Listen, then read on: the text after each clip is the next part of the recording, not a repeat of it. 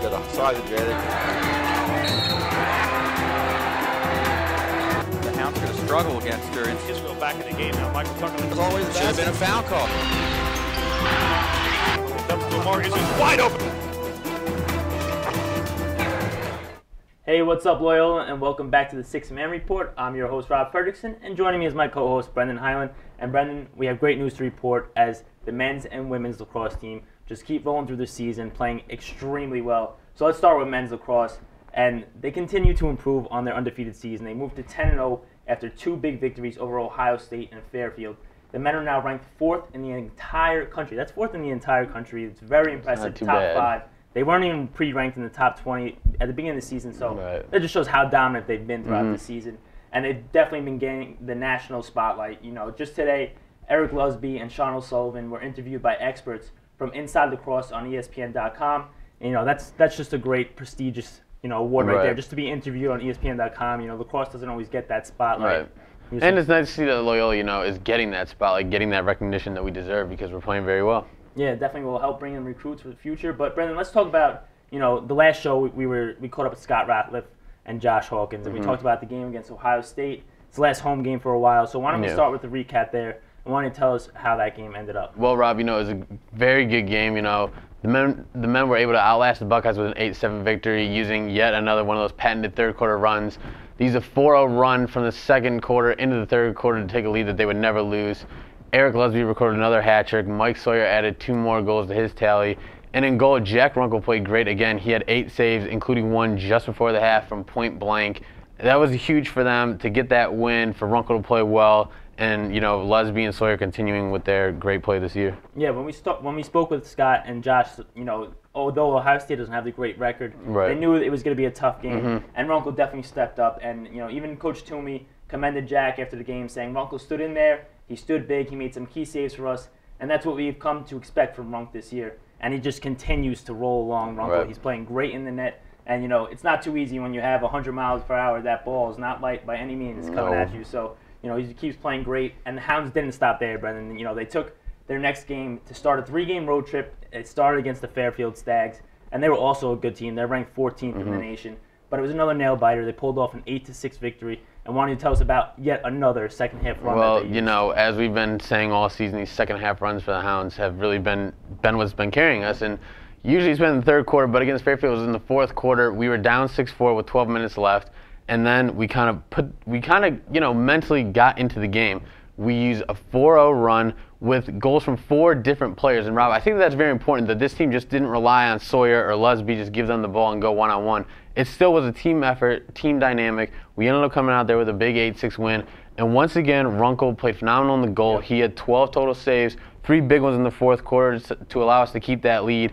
When he's hot, as he is right now, I would put him up there as maybe one of the best goalkeepers in the country. Absolutely. I mean, when we play well on defense, all the end of the spotlight's been on the offense all year, and Sawyer and Lusby. Right. But our defense is just as strong. You got guys like Reed Acton back there, Josh Hawkins and Scott Ratliff playing, the midfield of defense. Right. And, they pick up those ground balls and they get in transition. They play a physical style of play, and then it all ends with Runkle in net. And why don't you tell us how he's been doing in the awards? Yeah, he's won 3 awards. He's won Defensive Player of the Week 3 times this year, including the past 2. And, the thing for me, Rob, is right now you're talking about the awards. Runkle, in my mind, how can you argue against putting him as maybe Defensive Player of the Year in the conference?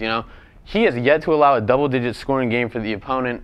That's huge. He's playing hot. I mean, he's playing well. He's hot. The team's rolling, and I think a lot of that does come from him. And his confidence right now is through the roof. Absolutely, and they used those second half runs. I was reading some of the interview that happened with Lusby and O'Sullivan, and they talked about how the defense, when they get into their locker room, they're able to talk about the game and regain, come up with a new game plan, and that really helps them because you can't really talk that much on the field. They were saying so. The defense is playing great. The offense obviously keeps doing its thing, and the team goes up against another conference rival in Denver this Saturday at 7, and they actually have to travel to the Mile High City. Brendan, what do you think is going to be, the altitude's always an issue there. What do you think that's going to have an effect? I think it's going to have an effect. I was watching the women's Final Four. Don't make fun of me. But, and you could see that, after a few times up and on the floor, people were just gassed. When you play in the thin air, it takes a lot out of you real quick. And so I wouldn't be surprised if Coach Toomey uses a lot more rotations, a lot more players,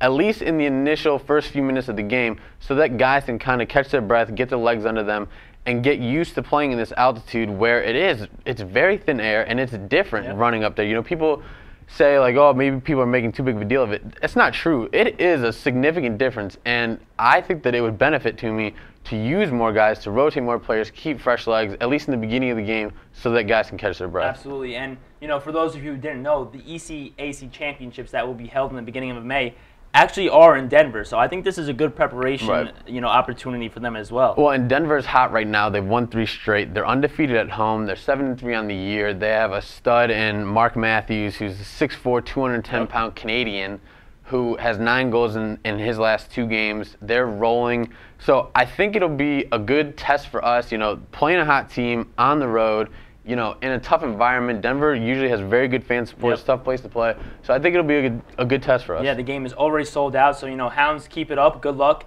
And come home with another W, and we'll see you at home. You know, they got one more away game after that, and then the big game against Hopkins, which I'm sure everybody will be at. But, Brendan, let's move right into women's lacrosse.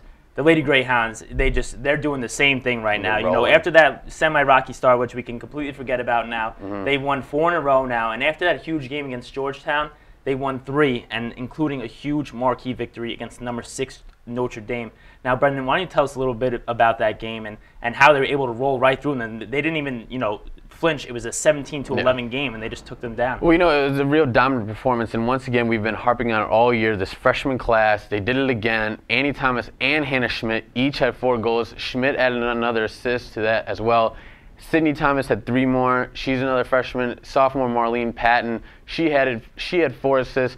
It's the young girls, or women, I guess, on this team that are growing right before our eyes. You know, they came in, you know, maybe they were a little overwhelmed by the spotlight, the high national ranking to begin the season, but now they're really playing as though they did deserve that national ranking. They dominated that Notre Dame team, like you said.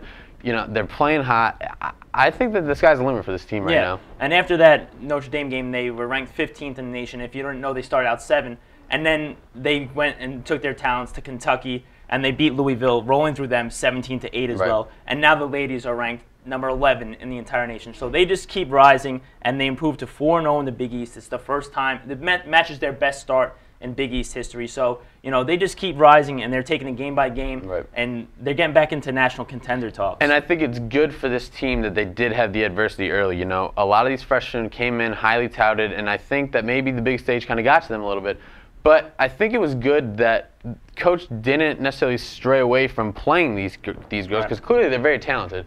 It just took them a while maybe to mesh, maybe to get their feet wet, so to speak, at playing at the collegiate level. But now that they have, you know, this team is rolling. Yeah, they're playing with the poise of upperclassmen, and they're going to definitely keep it rolling, I believe. And they take on Cornell in Ithaca, New York, this Saturday at 1 p.m. So, you know, the girls got to keep on rolling, and you know, the lacrosse seasons are going absolutely great for both teams right now, and that's all we could hope for as, you know, the super fans we are. But Brendan, let's move into a couple of D1 shout-outs. Let's talk about Jay Mulieri first. He shot a 3 under 69 in the final round of the Fireline Towson Invitational.